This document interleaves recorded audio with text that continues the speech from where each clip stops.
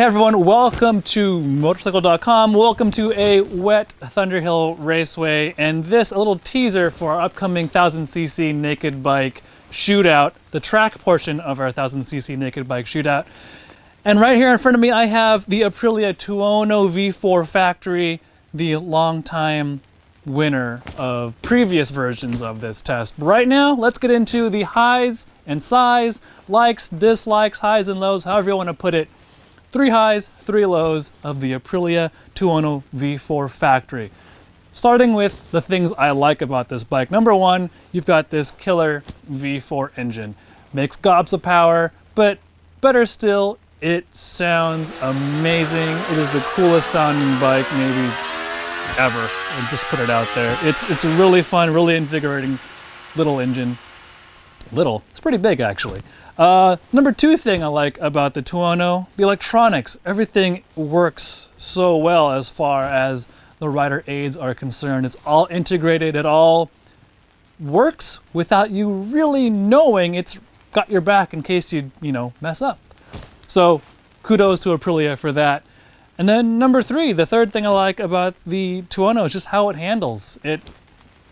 It's been a winner of this previous versions of this test for years because it handles so well. It goes where you want it to. It's really stable and confidence inspiring.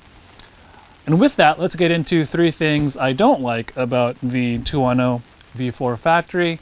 Number 1, it's low speed handling.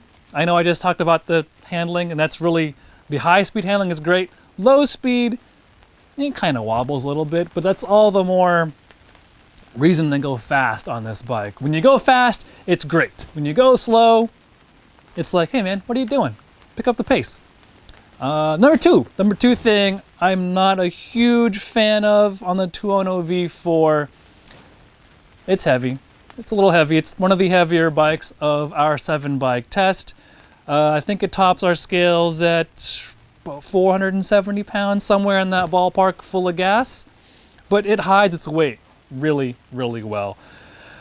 And the third thing I don't like about the Tuono V4 Factory, and I'm really, really grasping for straws and hairs here, the Tuono, and by extension the RSV4 family, it's just a decade old now. If I'm gonna reach for straws here, it maybe is due for an update, but the overall package here works so well that I can see why Aprilia hasn't updated it in a major way, because this works great as it is.